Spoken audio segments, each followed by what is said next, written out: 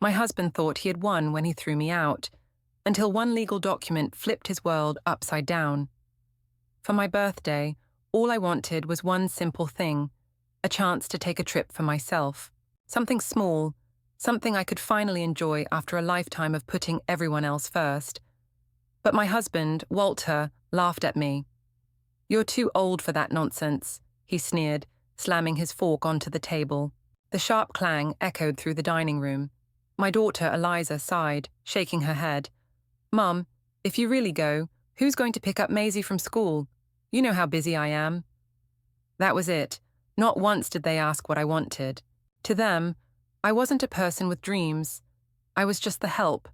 A maid, a prop, a silent fixture in the background of their lives. I sat there, staring at both of them, feeling something inside me shift. I had spent decades sacrificing for them, and yet the moment I wanted something, even something small, I became an inconvenience. But what I didn't realize was that my little escape, my birthday trip, would become my biggest act of rebellion. Because the moment I left the house, Walter saw his chance. And he took it. I made Walter's favorite creamy chicken soup. For Eliza, I roasted rosemary ribs just the way she liked them.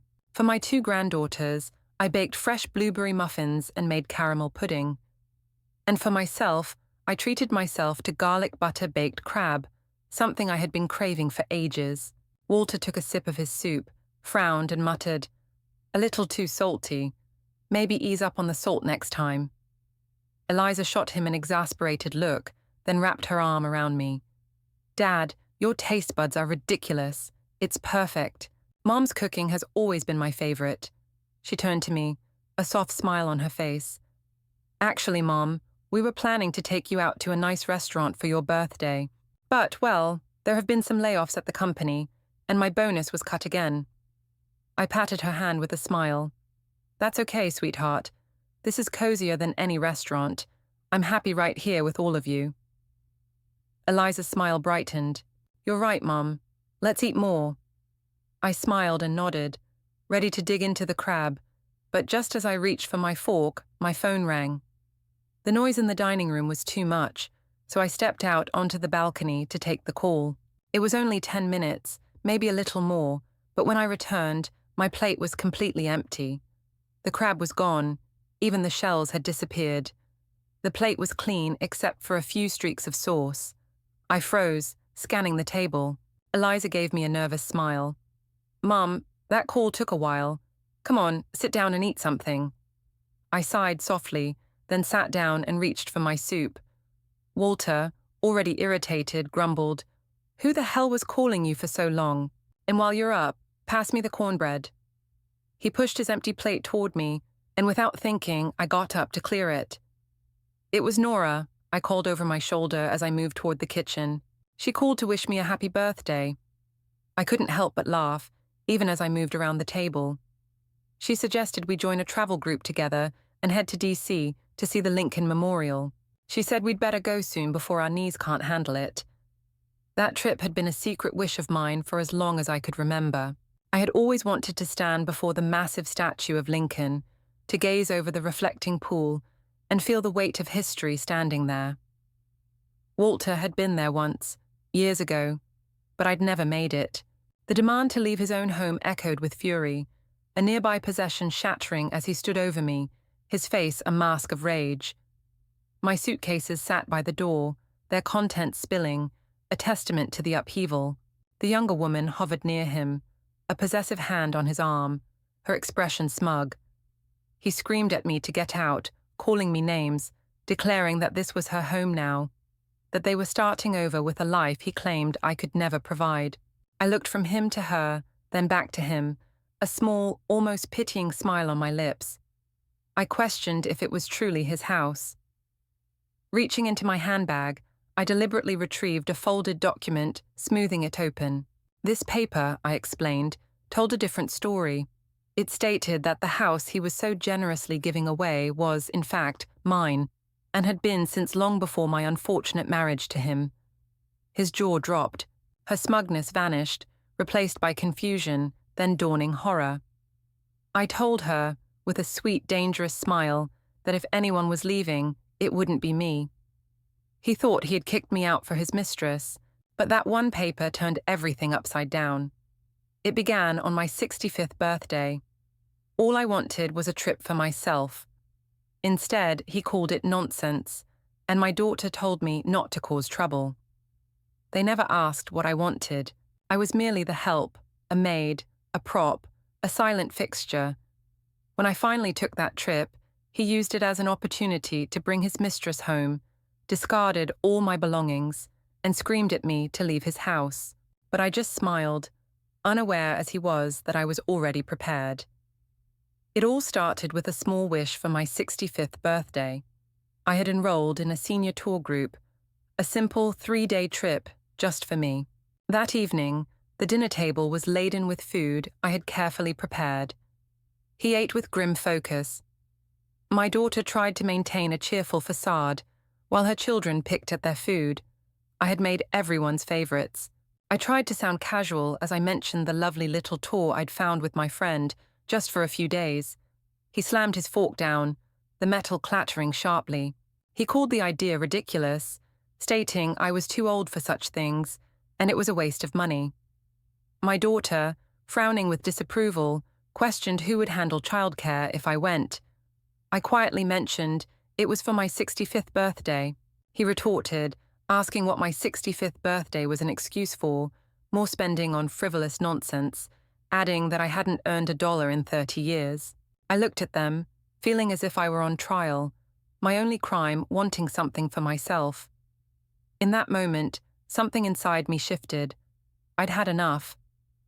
Early that morning, I'd gone to the grocery store, filling 2 heavy bags. I wanted to prepare a proper homemade dinner. I made his favorite creamy chicken soup, rosemary ribs just as my daughter liked them. For my granddaughters, fresh blueberry muffins and caramel pudding. And for myself, something I'd craved, garlic butter baked crab. He tasted the soup, wrinkled his nose, and complained it was too salty. My daughter shot him a look, then praised my cooking, saying it was perfect and her favorite. She then mentioned they had planned to take me to a nice restaurant, but company layoffs and a cut bonus had prevented it.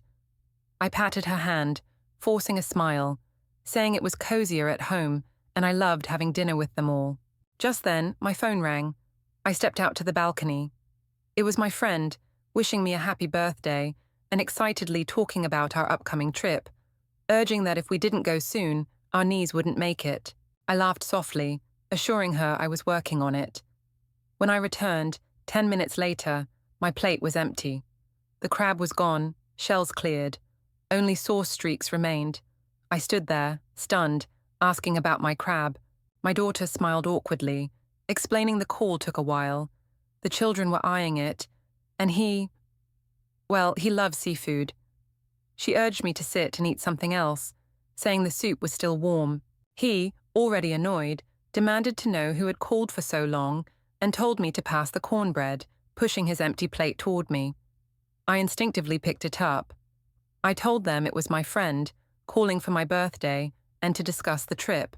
He put down his cutlery, his face darkening, asking if I was really going after he'd said no. I took a breath and confirmed I was, explaining it was a short, all-inclusive trip for a modest sum, paid from my own savings.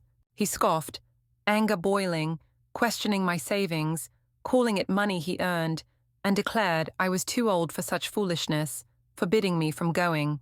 My daughter quickly intervened, telling him not to speak to me that way, but then turned to me, placating, asking me to listen to him, cancel the trip, and not stir up trouble, mentioning her daughter's recital and how much the younger one would miss me.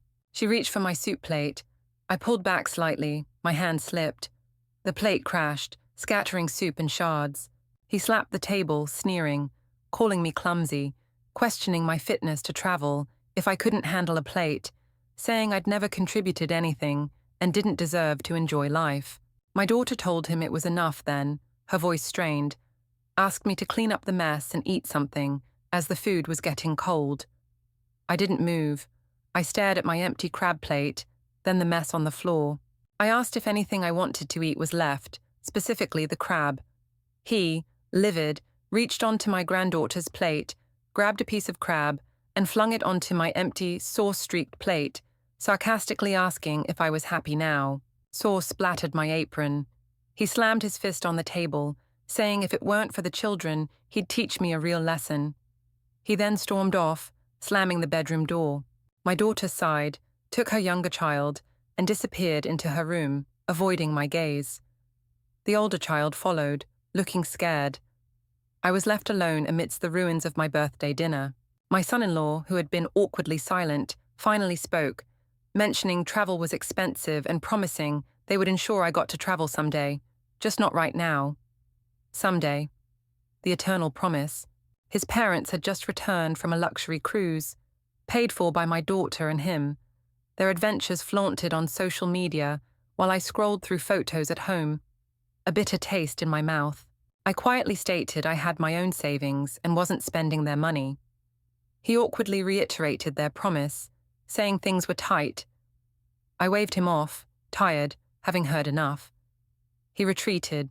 The room was cold, the table cluttered. I slowly knelt to pick up the broken shards. A sharp pain shot through my lower back, an old injury, a relic from when my younger granddaughter was born. My daughter had been overwhelmed, the older one feeling neglected. I had become the carrier of both, and the hours of holding them daily had taken their toll. The back pain never truly left. An hour passed. My daughter finally emerged, frowning at the still-present mess, asking why I hadn't cleaned it, worried the children might step on it. I looked at her, my voice calm but firm, suggesting she, her husband, or her father could clean it, questioning if housework was solely my responsibility. She froze, then sat beside me, taking my hand, asking me not to be upset, saying we could clean it tomorrow. Her tone softened as she reiterated her concerns about my travel, questioning who would care for the children, especially the younger one who was closest to me and would miss me. She suggested waiting a little longer, perhaps until they were older. I pulled my hand away, my voice steady, stating I'd waited long enough. I reminded her of past promises, free time after the older one started preschool, then first grade, then the arrival of the younger one. Now the younger one was in elementary school, and still, she asked me to wait. My voice softened but remained unwavering as I told her I was 65 and didn't know how many more, wait a few more years I had left. I just wanted to see a specific memorial. Was that too much to ask? She lowered her head, picking at her shirt, muttering about who would take the children to school if I wasn't there, mentioning her in-laws claimed to be too old. Too old. They lounged daily, perfectly capable. She just didn't want to ask them, not after they'd bailed on helping with the older grandchild. "You're the only one I can count on," she'd said then, promising to always care for me. Now, she visited them with gifts, paid for their trips. I coldly told her that if she woke up 30 minutes earlier, she could take them, or her husband could, or his parents, who had also made promises. She stared at me, stunned. I said no more, got up and walked to my bedroom. He was in bed, eyes closed, with that familiar expression of waiting for an apology. In the past, I would have whispered that I didn't mean anything by it. Tonight, I just wanted to sleep. I turned off the light and got into bed. I'd barely closed my eyes when a sharp, brutal pain shot through my waist. He had kicked me, hard. I tumbled to the floor, gasping, breathless. The sound of a thump and my groan brought my daughter and her husband rushing to the door, knocking, asking what happened. Before I could speak, his cold voice cut through the darkness, telling me to stop pretending, get up, and not make a fool of myself. My daughter opened the door, flooding the room with light. She saw me crumpled on the floor. Her steps faltered. She hesitated, almost moving to help. He barked at her to leave me, to see how long I'd keep up the act. She froze. Her hands twitched, but she didn't move, didn't offer a hand, didn't defend me. I swallowed the pain, physical and emotional. Slowly, agonizingly, I pulled myself up, gripping the bed. I looked at him, the man I'd been married to for over 30 years, and felt nothing but a vast, chilling emptiness. Our marriage was arranged. They said he was educated, dependable, kind. My parents, on their deathbeds, said as long as he treated me well, they could rest easy. He did for the first year. After my daughter was born, when my body changed, so did his face. He mocked my lack of education, my thriftiness, my appearance. How could I be anything else? Raising a child, running a household, on his meager salary that he loved to lend to so-called friends, money that never returned. I stretched every dollar. I accommodated him, shrank myself, thinking I wasn't good enough. Now I finally saw the truth. It wasn't me, it was him. He was never worth it. I told him, my voice raspy but clear, that I wanted a divorce. I sat in the dim living room all night, unable to sleep, staring at the few worn-out clothes in my hands as I quietly packed a small battered suitcase. Over the years, I'd barely bought myself anything new, always telling myself to save, to make things easier for the family. How wrong I was. I'd spent my life trapped in roles meant for other people. His wife, my daughter's mother, grandmother to her children. I'd forgotten I was also me. From this day on, I would live for myself. As dawn broke, I grabbed my passport, bank cards, driver's license, and the deed to my house. The house my parents left me, the one we all lived in. I walked out. I went to my friend's place. I told her to forget the bargain tour. We were switching to the luxury package, my treat. She stared at me, scanning me up and down, asking what happened, who I was, and what I'd done with her frugal friend, questioning if I was no longer saving everything for my daughter. I gave a faint smile and told her everything. My voice caught as I described my pathetic life, over 30 years caring for him, yet not even considered a person in his eyes. And my daughter, whom I'd held so tightly, watched him kick me from bed and said nothing, didn't even offer a hand. My 65th birthday, and I didn't even get a bite of my own crab. Tears blurred my vision. My friend gently patted my shoulder, saying this was perfect. I'd finally seen it for what it was. From now on, I owed no one anything. It was time to live my life. I wiped my face, stood taller, and agreed. Starting today, I was done with their problems. We would book the top-tier tour and hit the road. At the airport, as I stepped from my friend's car, reaching for my luggage, my phone rang. Him. I declined. Then my daughter called. Declined again. My friend grinned, giving a thumbs up, saying that's what she was talking about, me finally making decisions for myself. Moments later, texts flooded in, his threats that if I walked out, not to return, not to set foot in the house if I dared go on the trip. My daughter's messages asking if I'd really left, if I was actually traveling, begging me not to, saying he was, furious that I hadn't made breakfast and the children would be late, pleading for me to come back. I glanced at the screen silently, then turned my phone completely off. I had finally made up my mind. My new life was about to begin. And yes, it was a luxury tour. Everything was different. The food, lodging, no lines, no chaos. The heaviness on my heart for years felt like it was carried away by the wind. He and my daughter never called again on my friend's landline, probably hoping silence would make me relent. They didn't know. This time, I wasn't going back. The real estate agent estimated my parents' house at around $600,000. I'd always planned to transfer it to my daughter someday. Not anymore. Even the interest would suffice for a comfortable life.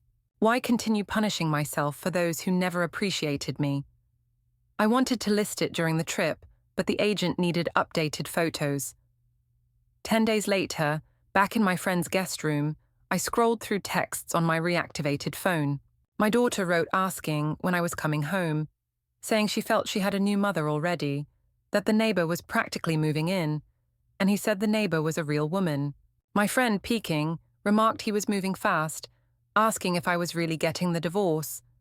I shook my head gently, saying at 65, with most of my life behind me, I wouldn't keep living in misery. My friend offered her place if things got ugly. That afternoon, I arrived at my house. I walked to the front door, key in hand, only to find the lock didn't fit. It was changed. A strange fog settled over me. For a second, I considered calling him or my daughter. Then, remembering the deed, I called a locksmith. He muttered about a new lock just installed, and now another replacement, saying we people liked excitement. Within minutes, the door was open. I stepped inside and froze.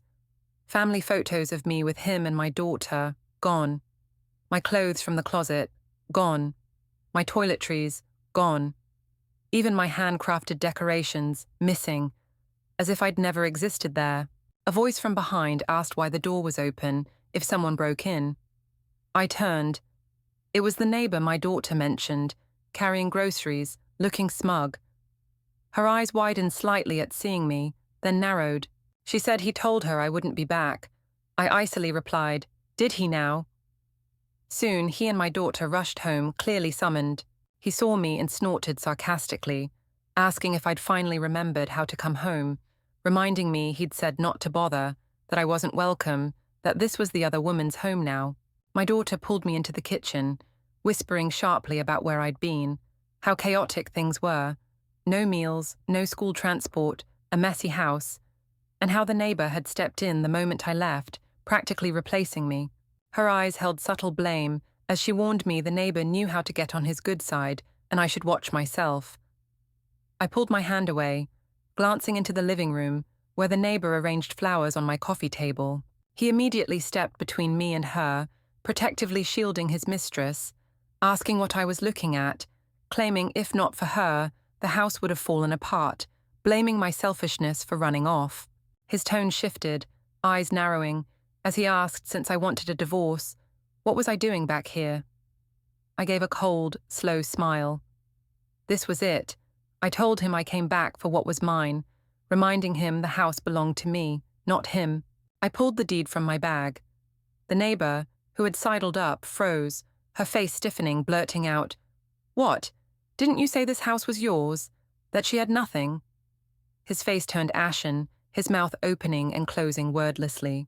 I calmly handed the deed to her, telling her to see for herself whose name was on it. She snatched it, her eyes darting across it, her face paling. After a tense moment, she threw the deed on the table, grabbed her purse, and walked out without a word, not even glancing at the stunned man. His face flushed deep crimson. Furious, he kicked the couch, sending a lamp crashing. He roared that I won, called me names, and declared he was divorcing me, would see me in court, and I'd get nothing. I stood unflinching, saying that was exactly what I wanted. My daughter, panicked, rushed over, pleading for us to stop, saying at my age, a divorce would make me a joke, insisting nothing happened between him and the neighbor, that he was just provoking me, still cared for me, and I should apologize so things could return to normal. I yanked my arm away, my gaze sharp. I asked if she knew the locks were changed, family portraits trashed, all my belongings thrown out by him. My voice icy, each word deliberate. I told her I raised her for 30 years, and this was her repayment. Silence, betrayal, seeing everything and saying nothing, now wanting me to apologize. Fine. I told her loud and clear. I wasn't just divorcing him. From today, I was cutting ties with her too. A few days later, I sat opposite him at a law firm to sign initial divorce papers. He was sullen, bitter, refusing to look at me. I, composed and neatly dressed, looked straight at him, asking if he was having second thoughts about losing the uneducated old hag he'd mocked for years, urging him to sign if he had any dignity left. His face turned scarlet. He snatched the pen and scribbled. My daughter stood nearby, wringing her hands, trying to intervene, but neither of us listened. We submitted the application at City Hall. The clerk informed us of the mandatory 1-month cooling-off period. It would be finalized after court approval in about 30 days. As we walked out, he managed an arrogant smirk, warning me not to regret it, that once divorced, I'd have nothing but pathetic savings, claiming if not for his support, I'd have starved, and predicting I'd beg him back within a month. I said nothing. The clerk, overhearing, chuckled as he stormed off. The clerk smiled kindly at me, remarking on the real-life drama and congratulating me on my freedom.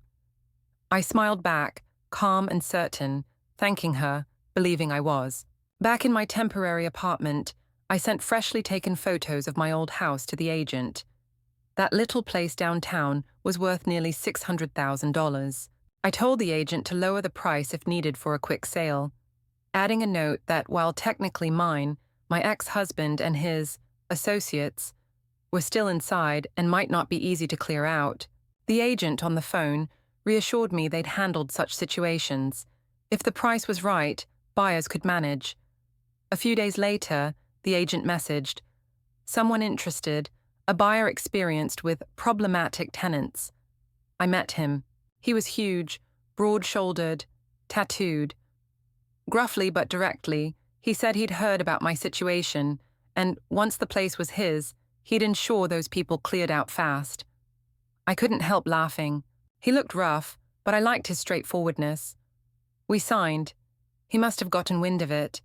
The call started. I didn't answer. Why not block his number? I wanted him to lose his mind, keep calling fruitlessly. Imagining his frustrated face was satisfaction enough. Then my daughter started calling. Ignored. Then messages. His texts flooded in. Had I really sold the house? Where was he supposed to live? Warning he wouldn't leave. Would squat if necessary. Demanding I pick up. Threatening unspecified actions. Asking who the hell the buyer was.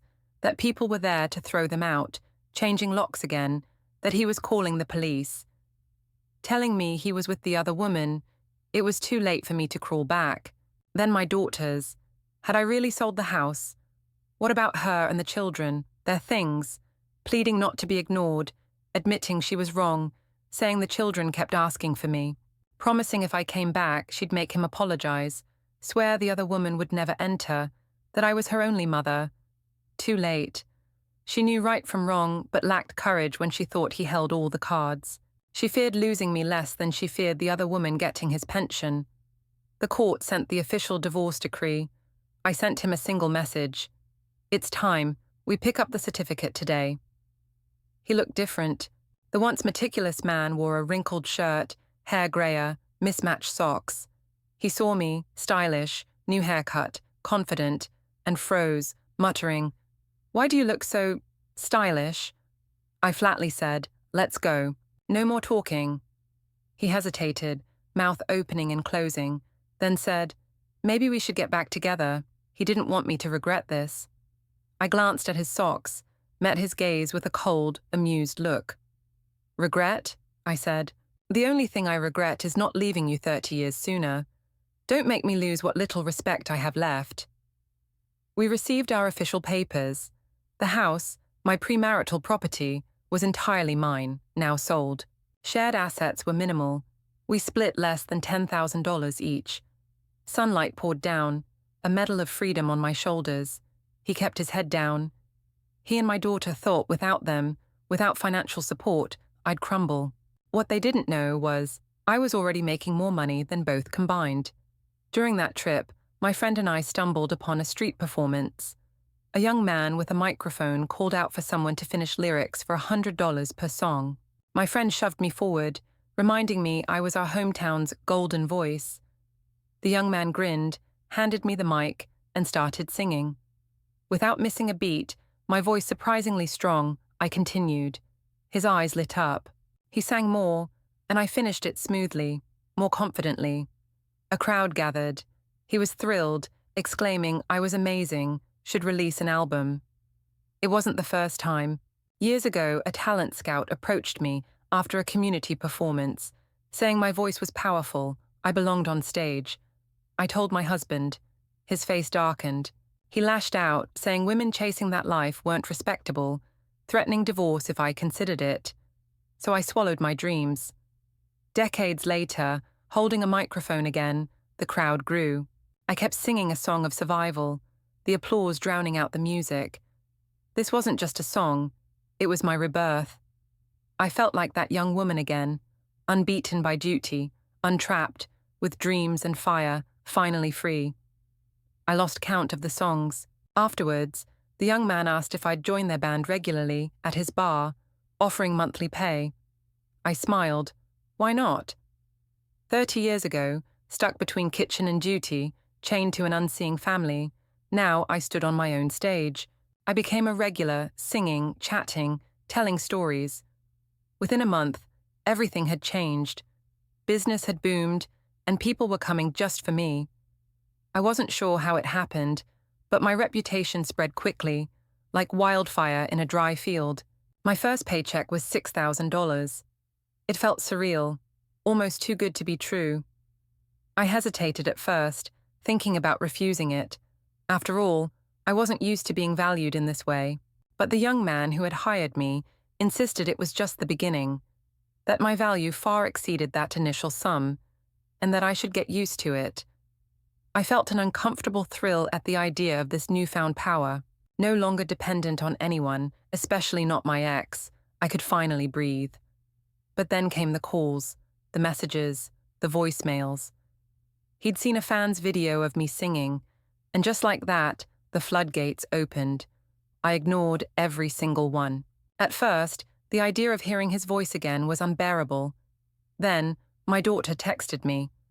The message was brief, but it carried a weight that nearly crushed me. "I know you're upset, but please, don't take it out on the children I raised. They miss you." I had raised them. Of course I cared. Despite everything, I couldn't just walk away from them. The next day, my daughter sent me a message asking if I'd see the children. But she wanted me to make one condition. He wouldn't know. I felt a sharp pang in my chest. She was trying, I realized. She was trying to make up for all those years of neglect, for all the times she had chosen him over me. The daughter who had once been so loyal to him, so blind to his treatment of me, was now seeing the truth. I agreed to meet, though reluctantly. The conditions were clear. I'd see my grandchildren, but only if he wasn't involved. The meeting was arranged at an amusement park of all places. When I saw them, their faces glowing, their eyes wide with excitement on the carousel, I couldn't help but soften. Their laughter was so pure, so full of joy, that it pierced through the layers of anger and resentment I'd carried. For a moment, I could almost forget everything else. My daughter sat beside me, her expression quiet, pained. "Mom, I need to say something," she began, her voice low, as if she didn't want to be overheard. "I know I was wrong. I didn't realize it before, but now that you're not here, I see it. You did everything for us. Breakfast didn't make itself. The floors didn't clean themselves. The homework didn't teach itself. I was blind to it all, and I'm sorry." Her words hit me harder than I expected. I stayed silent, not knowing how to respond. What could I say? She was right, of course. I had done it all, and I had never received even an ounce of gratitude in return. She continued, trying to find her footing. "I don't want to lose you. If you want to see the kids, we'll move out. I won't let him stand in the way." I paused, trying to process everything she had just said. Her attempt at reconciliation was genuine, but I knew better than to trust it. She had only sided with me when she believed I had no money, no power. Now that I had both, she was suddenly interested in mending the rift. She was willing to turn on him, but how much of that was because of my newfound freedom, my financial independence? I smiled faintly and shook my head. "No," I said, my voice calm. "I'm not moving back. I'll send money for the children, but that's it. I need to see them whenever I want, and it'll be on my terms." She seemed caught off guard, as if she hadn't expected me to stand firm. I could see her hesitating, weighing her options. Then, as if realizing there was no other choice, she nodded. She wouldn't like it, but she wouldn't refuse either. The agreement was made. It wasn't ideal, but it was enough for me. It was the beginning of setting boundaries, of reclaiming my life. I didn't need to make sacrifices anymore. I didn't need to keep playing the role of the dutiful mother or wife. The reality of it all settled in, and for the first time in years, I felt empowered. As the months passed, my life continued to improve. My popularity grew. The young man who had hired me continued to pay me on time, without fail. He even brought me holiday gifts, an unexpected kindness that further solidified our relationship. There were no strings attached, just a mutual respect and understanding. I didn't need his charity, but I accepted his generosity with a sense of gratitude that felt new and foreign to me. Each season, my friend and I would take new trips. No longer concerned with the cost, we chose the best destinations, the finest accommodations. We would laugh and reminisce about the old days, the times when life had felt smaller, more constrained. But now, It was as though we had entered a new chapter, one where we could finally spoil ourselves without guilt. But it wasn't just the trips that filled me with satisfaction. It was the freedom, the absolute freedom, to live life on my terms. It was knowing that I was finally in control, that I wasn't waiting for someone else's permission to be happy. Then, one day, I heard the news about him. My daughter had called, her tone different from before. "Mom, I thought you should know," she said, almost hesitating. "Dad, he married the other woman." I felt a strange mix of indifference and satisfaction. He had married her. There was no grand house, no elaborate life, just him and his pension, struggling to make ends meet. And then, as if the universe had a sense of irony, he faced his own downfall. His new wife, the one who had seduced him away from me, was drowning in debt, and he had no idea. The collectors started calling him directly. He drained his savings, and in the midst of his panic, he slipped. Literally. He broke his leg. While he was hospitalized, she disappeared, vanished without a trace. The irony of it all wasn't lost on me. The man who had destroyed my life, the man who had chosen his own desires over everything else, had ended up with nothing. The woman he thought would give him everything was gone, and he was left with the same emptiness he had once imposed on me. I didn't feel sorry for him. In fact, I felt something much more satisfying. He had built his life on lies, on manipulation, and now it was all crumbling down around him. It was a fitting end, but it wasn't my problem anymore. Discharged, he was alone, called my daughter, begging her to care for him. This time, my daughter said no. She stood before me, firmly saying, "I'm standing with you, always." I said nothing, just handed chocolates to my granddaughters, who giggled happily. That's life. When you think a story ends, another chapter begins. I kept singing, old songs, new. Listeners said my voice reminded them of childhood kitchens, their mother humming. Others stayed for my songs and stories. I realized this might be the most beautiful part. You don't need to move mountains. Live honestly, and that's enough to bring light. Soon, I was invited to community events, even the local TV station for a story. Housewife to singer. I just smiled. I wasn't an inspiration, just a woman who finally took her life back. Sometimes my daughter brought the girls. The older one helped in the garden. The younger snacked and begged me to sing the strong woman song. I'd smile, clear my throat, and sing "I Will Survive." They sang along, voices echoing warmth. My friends still visited. We'd sip tea, plan adventures. "Germany? Switzerland? A road trip?" she'd ask. I'd smile. "Anywhere as long as it's not a road back." She laughed, calling me a legend. I shook my head. Not a legend, just free. I love my life now, waking without tiptoeing, without fear of mock dreams. I even started writing. A book for women struggling in silence, trapped like I was, to tell them you can begin again. 60 isn't the end, it's when life blooms again. My name is Ira Sands, 60, divorced, singer, self-sufficient, finally herself. This name, this life, I've only just learned to cherish. Sunlight spills in, a breeze lifts the curtain. I pick up the microphone, ready. "Hello everyone, this is Iris. Let's sing something beautiful today. Life goes on, but I'm no longer the same.